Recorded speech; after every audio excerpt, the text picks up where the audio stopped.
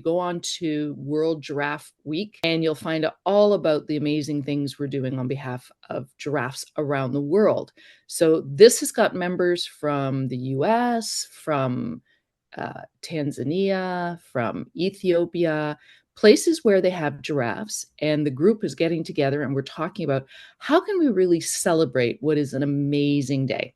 So we encourage you to check out that website. We're going to continue to add information, and we're actually turning World Giraffe Day into World Giraffe Week.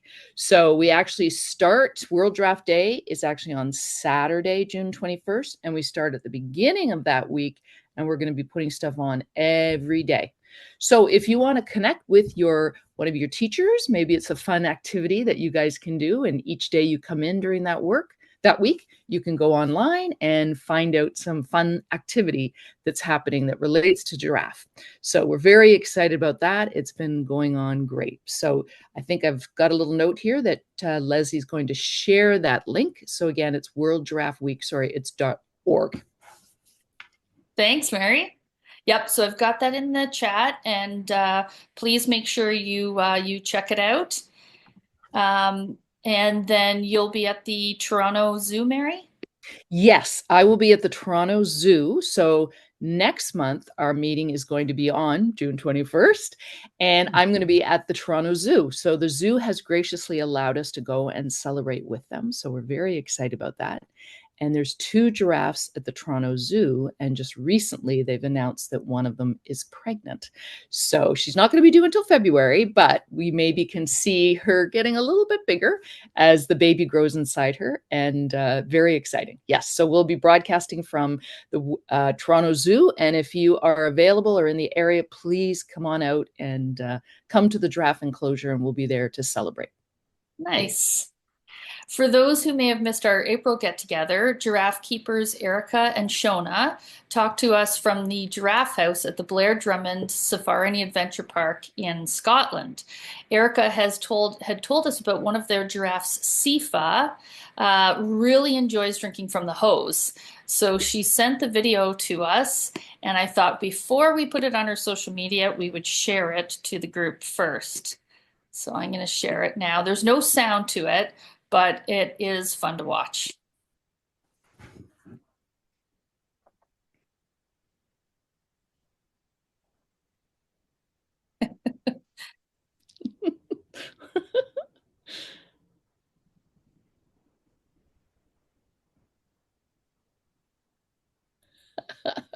Look at the long tongue in action.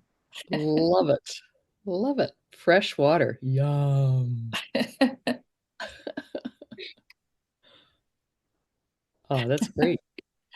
So thank you to Erica for sending that to us. It made me laugh when I saw it. Yeah, that's great. We're so excited for KAITLYN as she's going to be heading to South Africa soon. KAITLYN, can you tell us what you'll be doing while you're there?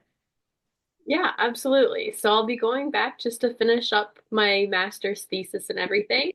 But of course, while I'm there, I'll be going to go see some giraffes as well, not necessarily for field work, but just to say hello. So I'll be visiting a few different game reserves in and around the Bloemfontein area and also in the northern province called Limpopo. So I'm really excited to go see giraffes again in the wild, and I'll share some pictures with you when I get back. That sounds great. We'd love to see them. So what will the temperature be like while you're there? Do you know? It's their winter, so it'll be a little chilly. The temperatures can drop down to -1, but then during the days it'll be about the mid-teens, low 20s, about there, if it's a nice day. So hopefully the weather will be nice. It's not going to be too warm, but it'll be comfortable. So I'm really excited. Nice. But I would like to introduce our guest speaker. Today we have Dr. Fred Bercovitch, who will be talking to us about giraffe lungs and how their breathing operates in a way that is both similar and different to the way we breathe.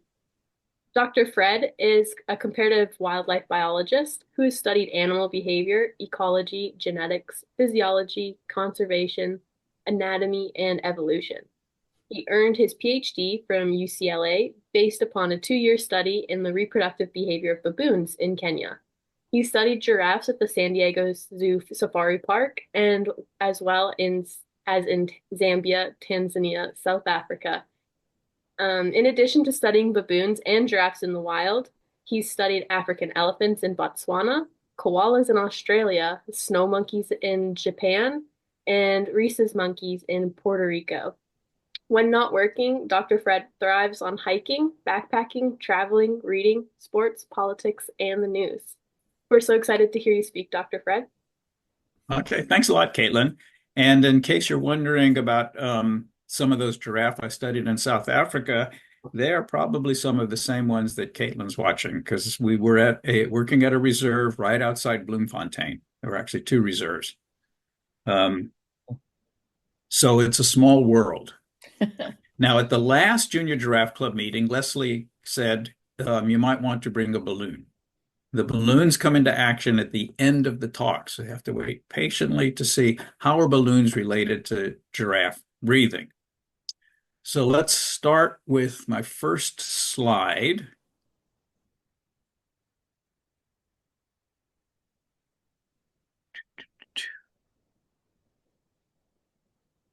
Okay, so I call this Giraffe and the Art of Zen, which is basically controlled breathing, and we'll understand more about that as we get into how breathing works, what the lungs do, and what limits what you can do breathing. So the basic way all mammals breathe, frogs don't, they breathe through their skin, but I won't talk about that. Instead, we breathe we breathe bringing the air in through our nose or our mouth. When it comes in, it goes down the trachea. You can see on the left-hand side, the trachea is also called the windpipe, to try to avoid it from going in the food pipe, which is the esophagus. So when you breathe in, it goes down the trachea into the lungs. And the way you breathe is that, oh, excuse me, I'm gonna do this, minimize this. Okay, get this out of the way. And the way, the way you breathe is, what happens is there's a muscle, the diaphragm at the bottom of your lungs, and when it contracts, when it tightens, that's the opposite to what your lungs do. They expand. And then when it relaxes, that pushes the air out. So the first thing I want to do is compare our breathing to giraffe breathing. And the way you're going to do that is I want you to count your breaths. I'm going to time it for 30 seconds because it will then be translated into breaths per minute. And basically, there's a relationship between the number of breaths you take per minute and your size, which I'll get to after we do this study. So I don't want you to think about breathing. I don't want you to take deep breaths. I want you to, as much as you can, simply relax. And every time you breathe in and out, that's one breath. In and out is one breath. So I'm going to say 3, 2, 1, go. Time it for 30 seconds. We'll double it, and then we know how much time you spent breathing. Okay. So on your mark, get set, go.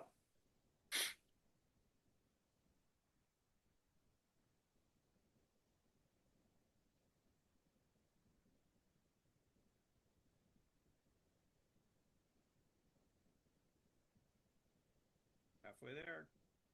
Just relax. Breathe in, breathe out.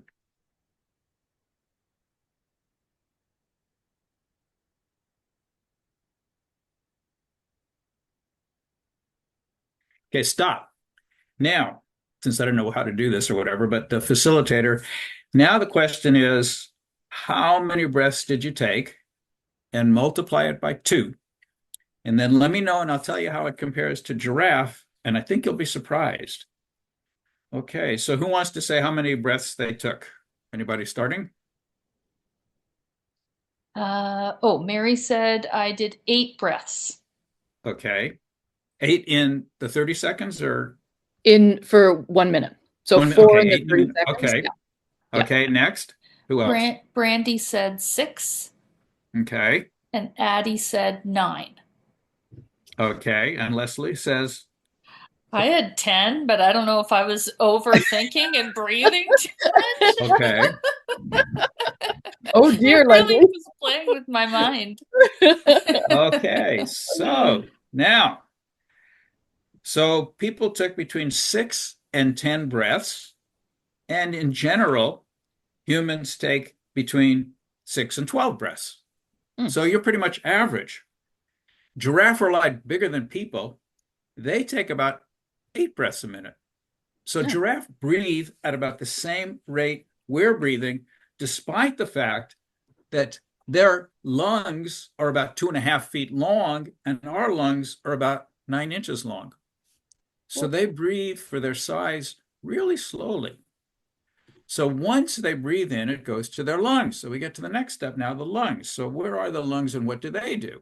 Why do we have lungs? Well, so the breath comes in through the trachea, and that's the windpipe. And then it kind of branches out like a tree. And at the end of the tree, there are these little sacs called alveolar sacs. And the point of the lungs is to exchange, it's a gas exchange. When the breath comes in, the oxygen is pulled out by those capillaries you see on the right-hand side. And oxygen is necessary to convert your food to energy, essentially. It's a chemical reaction in your body. And at the same time, the air is expelled. So you might be wondering, how big is the trachea? Because it's the tube that the wind comes in. So I'll show you here. Let's see if I'm sharing screen. Can you see this or not? Yep. Well, you can. We can see it. You can see it. Okay. So this is about the size of a human trachea. This is the part. This is the length. So it fits like this. That's a human trachea. Kind of small. Now, this is a giraffe trachea. Oh. But it's about half the size of a giraffe. So twice this is a giraffe. And this is the diameter of a giraffe trachea. So if you look at ours compared to the giraffe, theirs is really narrow. Not that much of a difference between the two. They have a very efficient system because it's hard to push air in and out of such a long system. So they take slow breaths, goes down to their lungs, and they're very efficient with this 6-foot long trachea going into 2.5-foot long lungs. So the breathing sends oxygen around to their body, and that's how they basically stay alive. Now, you can see on the left-hand side, our lungs are protected by our ribs. Now, it's the same in giraffe. It's the same in all mammals. On the right-hand side there, that's a giraffe rib cage. So the ribs protect the lungs, but there's a limit to which the ribs can expand. So if you take a deep breath, practice taking a deep breath, what you can do is you can feel your ribs here in your chest. I'm not even sure, I can't see myself, but hold your ribs under your chest and then breathe in as deep as you can through your nose. You go, and you can feel them expanding a lot, and then you breathe out. Because we have a very expansive system in our chest. Giraffe don't. They're limited in how they breathe in and out. So I'm going to do a study here to show you how this works. Because giraffe ribs can't expand that far, if they want to take a deep breath, they're constrained. So instead of taking deep breaths, they have to breathe faster if they're really active to provide that oxygen to their body. So now here's a candle. I'm going to light a candle like you use at birthday parties. Yeah. Can you see this candle? Yes. Okay. And can you see me? Yes. Okay. Now, watch what I can do. I take a deep breath and I blow it out. Giraffes can't do that. And they can't do that because they can't expand their lungs because their ribs are constraining their lungs. Oh. Okay. Now, there's a term called dead space. And here's where our balloons come in. Because When you breathe in, you take in a certain amount of air. And when you breathe out a certain amount of air. But it turns out that not all the air that you breathe in goes out. And so what remains is called dead space. It just stays there. Eventually it goes out. And you can see that with some balloons. So if you have a balloon, and I'll show you with my balloon. Here's a balloon. The balloon hasn't been filled up. Now I blow it up. So this is my lungs. This part here, that's the trachea. Now it's full. Now I let it out without letting it go. And it has more air than it had before. That's dead space. There's still air in the balloon. Go again. And you can try this. And if you do it a lot of times, you'll get the point. If you feel it, you'll still feel air. So that's, in a sense, what dead space is in the lungs and in the trachea. So now we know how giraffes breathe and how they're efficient. They're similar to us because they take in air, mostly through their nose, goes down the trachea, into the lungs. The oxygen is exchanged for carbon dioxide, and they stay alive, and they breathe about the same amount per minute as we do, despite their size. But they're different because their system is extremely efficient. They have this long, narrow trachea and a very efficient system for exchanging oxygen and carbon dioxide that allows them to minimize the dead space, even though with that much trachea, I mean, 6 feet of this is a long spot for dead space. They manage to do pretty well. The difficulty that they do have is if they're really active and have to run a lot, then their heart is limited in terms of how fast it can pump because of the oxygen going to the brain. So to stay healthy, it's actually true, you can breathe like a giraffe. You take long, slow breaths and you breathe out. And the final note here is athletes are really good at learning how to breathe because you breathe in through your nose. It's healthier because it moistens the air and it gets rid of some nasty chemicals going through your nose. And if you exhale through your mouth, there's a lot of air going out at once. But the key is the controlled breathing part, allowing you to expand your lungs without having a problem.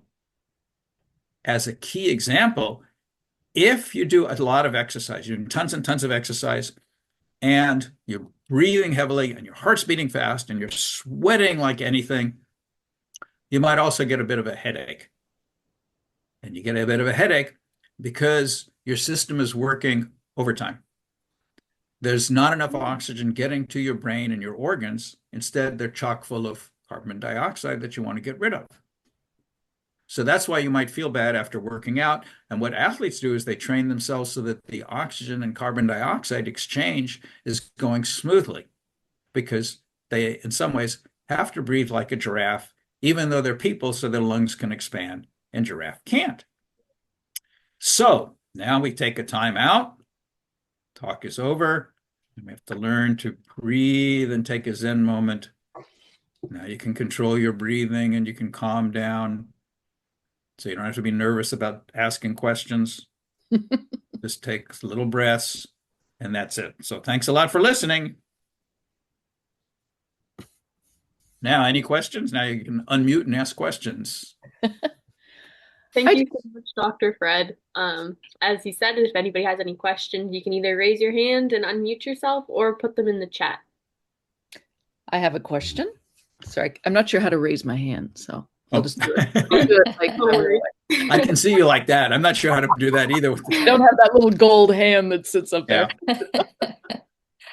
So when you were talking about them running, so when I think if I'm like sprinting really fast, my lungs go out and in, so I'm allowed to bring in more air. But if I'm a giraffe and say a lion is running after me, then I don't have enough, my lungs can't expand to that degree. So does that mean that they just can't go very fast, or how does that limit them? Right. What happens is they're limited in terms of how fast their heart can pump and the oxygen can move because it's such a big system. So what they do is if they're being chased, They can run pretty fast for a while, but they don't have a lot of stamina because there's a limit to which they can actually go up and back, and they can't keep breathing fast. But it's the same with the person. If a lion's chasing a person, you can run as fast as you can for a while. The lion might catch up with you and eat you. Yeah. And a giraffe can try to get away from a lion, but the lion might catch up with the giraffe and eat him because the giraffes are limited, even though they're fast. They're limited in how far they can run because their lungs can't expand very far. So all they can do is breathe in and out as fast as they can, which isn't very fast. Okay. Okay. Interesting. Okay. Yeah. That was great. Thank you. Sure. Then I saw some questions pop up on chat, but I don't know how to do that stuff. Yes. So Brandy asked, do giraffes get dizzy if not enough oxygen? Okay. So it's hard to ask a giraffe if they're getting dizzy because they don't turn around like this, like people do, and get ready to pass out. So we don't know. But my guess is if they were forced to run a lot, sort of what I was explaining to Mary, then they probably would pass out. That's what happens to people sometimes. If you overexert yourself, you pass out. And the reason you're passing out is you're not getting enough oxygen to your brain. And so it makes sense in terms of the way the respiratory system works and the circulatory system that there's limits to how much the heart can pump and the lungs can take in. And your brain needs a lot of oxygen. So if it's not getting enough oxygen, there's too much carbon dioxide getting in the way, and that causes you to pass out. So I would guess that if a giraffe was pushed to the limits, they probably would pass out and faint. Quite interesting. Thank you. Lainey asked, how long do giraffes live? So they live longer when they're kept in zoos in captivity. They can live to like 30 years or maybe more. In the wild, the males live for about 21, 22 years at the most, but most of them are dead before they're 16. The longest is about 21 or so. Females live longer. They can live to about 28, but most of them die before they're 18. So there's a difference in terms of how long an animal can live, and that's the maximum lifespan and the average lifespan. And in fact, we have a Professor Fred episode coming up on our YouTube channel dealing with exactly that same question, and it should be posted within the next week or two, I forget.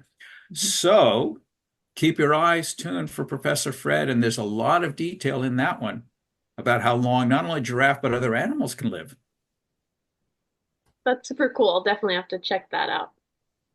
Addie also asked, if their lungs are bigger, can they hold their breath longer? So most animals don't hold their breath except for whales and dolphins. So they have to hold their breath because they live in the water. In general, animals just breathe in and out and in and out and in and out. And in fact, humans have to be trained to hold their breath, which is why if you throw a little kid into a pool, it'll drown because it doesn't know to hold its breath first. So holding our breath is something that doesn't occur naturally, whereas breathing does. In fact, here's something to think about, Addie, and everybody else. Before you're born and you're inside your mom, you're living in a liquid substance. The minute you're born, that breaks, you're exposed to air. At that minute, your body changes from living in the water to living in the air, and you begin to breathe immediately. It's an instantaneous change that's really not limited to people, but all mammals. So there's a real big switch.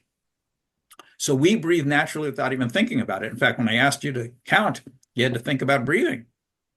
Otherwise, you don't even think about your heart either, do you? I bet you none of you are sitting there wondering what your heart rate is right now, because your heart's just pump, pump, pump, pump, pump, pump, pump, pump, pump. It just pumps on a regular basis. If you do exercise, it pumps faster. If you go to sleep, it pumps slower.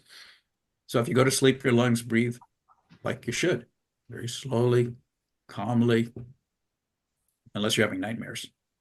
Then you might wake up and sweat and breathe faster and your heart goes faster.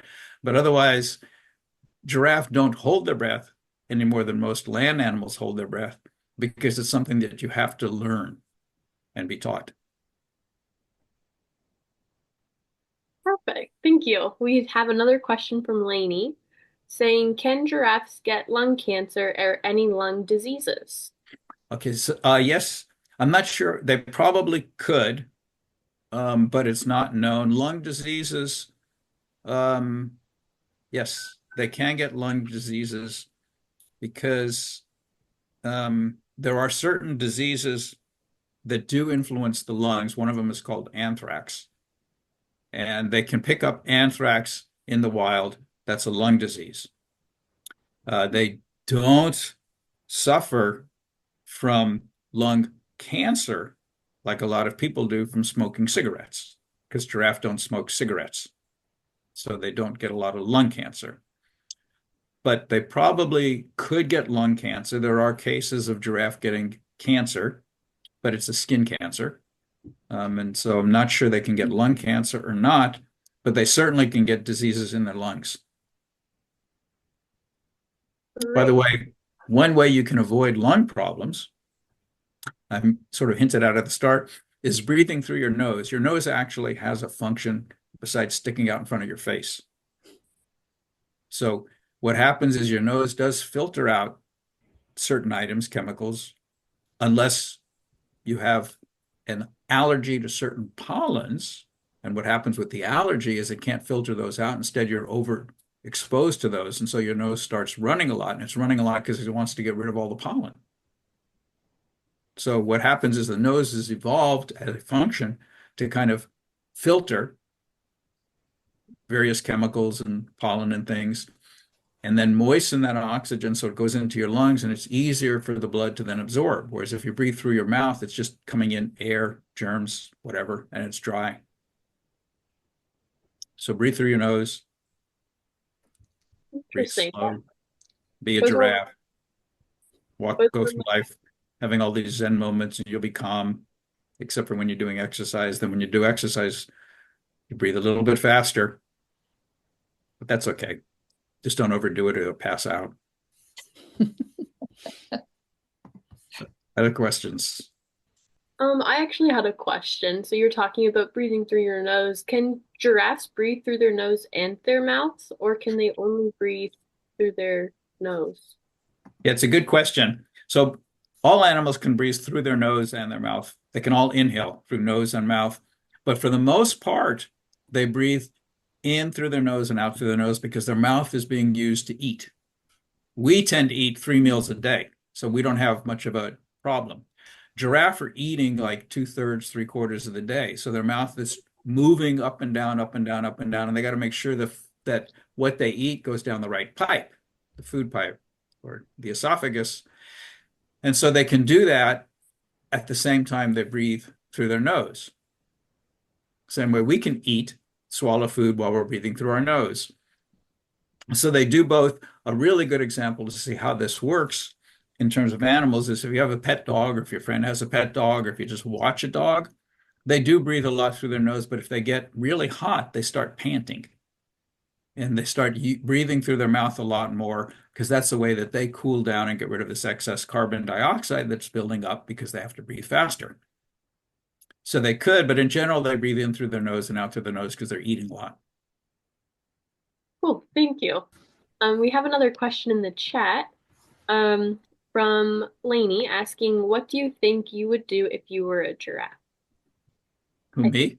This is in reference to breathing out the nose, perhaps, versus okay, I would breathe through my nose and out through my mouth. It's the breathing out through your mouth is the best way to empty your lungs quickly. But breathing in through your mouth, you breathe in all kinds of stuff you don't want. So in through your mouth, or in through your nose, out through your mouth.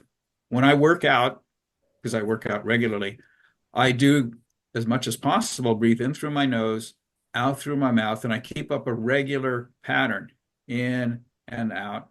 It speeds up. But what I don't do, and a lot of people do, is if you don't control your breathing, you're just huffing and puffing like you're a dog. But we're not dogs. So it's easier to just learn to control your breathing. And then you'll find that you can actually do more exercise. Okay, thank you. And we have another question in the chat from Brandy. asking, do giraffes get colds and sneeze? How do they breathe if so? Oh, well, the same way as people do, which is even when we're sick, we still breathe, although it's more difficult. And when we sneeze, we still sneezing, we stop breathing the moment we're sneezing, although we're exhaling a bunch of air. So giraffe do sneeze. When they sneeze, they stop breathing momentarily, but it's not long enough to kill them. Okay, and then we got some clarification from Lainey from her previous question, asking, what would you do if you could be a giraffe? Sorry for not being detailed enough. Well, if I could be a giraffe, I'd probably wander all around Africa and I'd be eating lots of plants and I'd be checking out the other giraffe and hanging around with them. And I would be trying to avoid the nasty poachers that were killing me. So that's what I would be doing. Hanging out by the watering hole. Right, hanging out by the watering hole. I would be chilling. I'd be chilling as much as possible until if some lion tried to come after me, then I'm trying to avoid the lion. And if I was a female with the baby, I'd try to protect the baby and kick that lion in the mouth and get rid of it. Protect my baby. Fred, how big are the lungs of a giraffe? And Okay, how does that compare to, say, a human in terms of the size of our lungs? It's a great question and it's tough to answer because the reason is people have measured it in all sorts of different ways. They measured its weight, they've measured its volume, but the volume depends on if they're inhaling or exhaling. Right. And so they've said that it's about 8 times larger than humans, is what a lot of people say. But what we do know is just flat out, our lungs are less than a foot. They're about 9 to 10 inches long, whereas giraffe lungs from top to bottom are about 2.5 feet long, which is not an 8-fold difference. It's like a 2.5-fold difference. So when they expand, if you include both lungs, it probably is close to 6 to 8 times as big as ours. But for an animal that size, that's pretty small because they're about 10 times bigger than people. Yeah. Oh, Addie's got a question there. Is there any research of giraffes that they could catch COVID and the damage it did to their lungs? Okay, so that's a great question. And as far as I know, the answer is no, they don't get COVID. So it wouldn't be damaging their lungs. Oh, got like another question there. A great question. Yeah, Lainey asked, can giraffes get lung replacements? So it's in theory, it'd be like people getting lung replacements, in theory. Nobody's tried it yet. It would have to be done in captivity, and they'd have to have one giraffe that recently died providing a lung to a giraffe that would need it. So it hasn't been done yet, but in theory, there's no reason why it couldn't be done if they had a problem. I see we have a couple comments in the chat as well. Addie said that's good that they don't get COVID, and Lainey agreed to that. And then Brandy's asking, can they get asthma? Okay, so these are all great questions.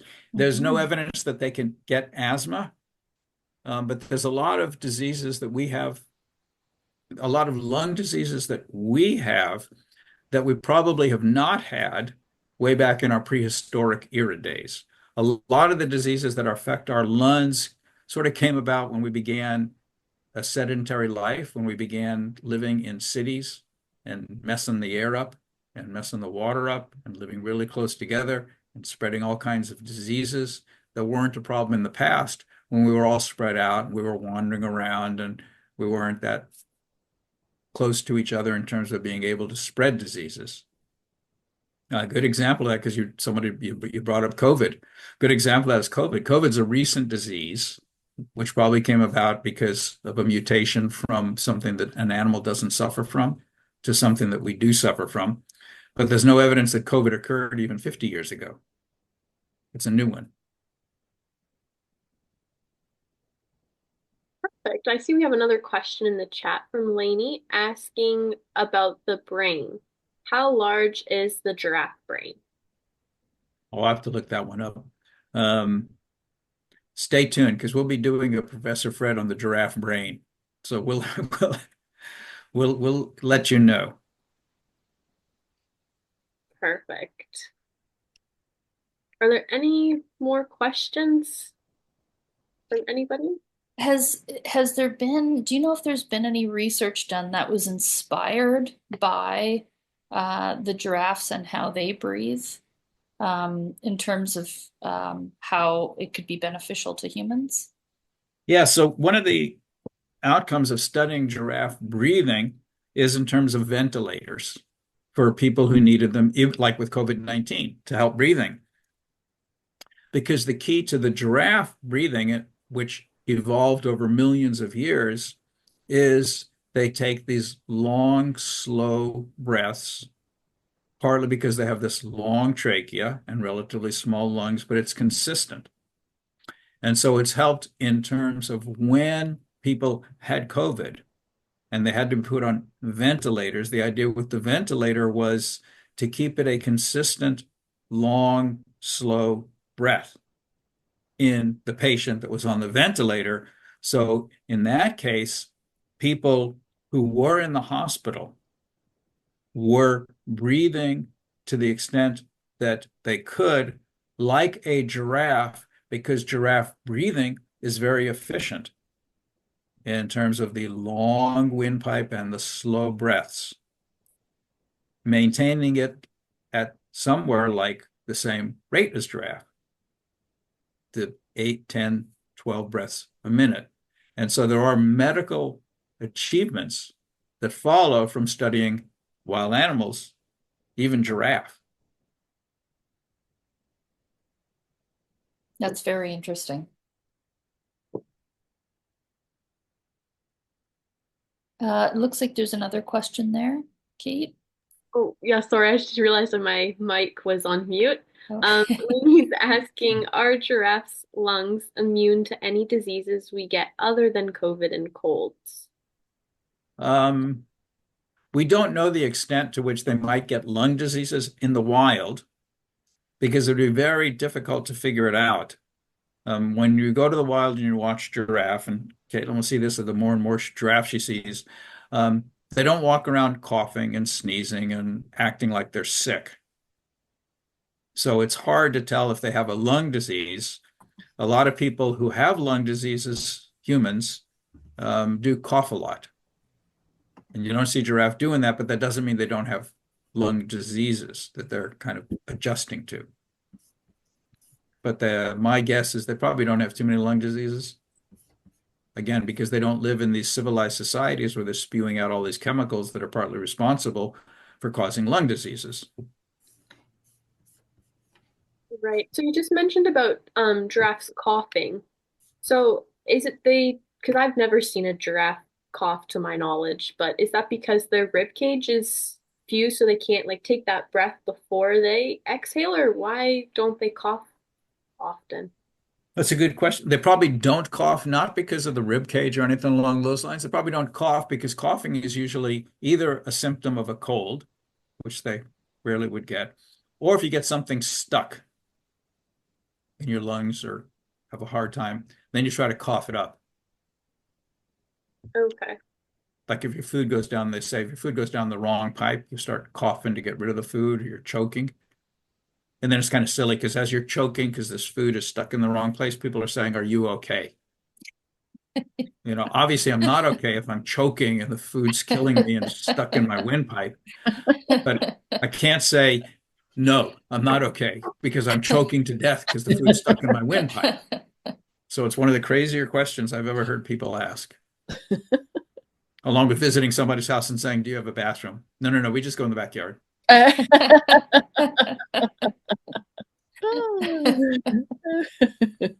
Very valid points for sure. Okay, any other questions, folks?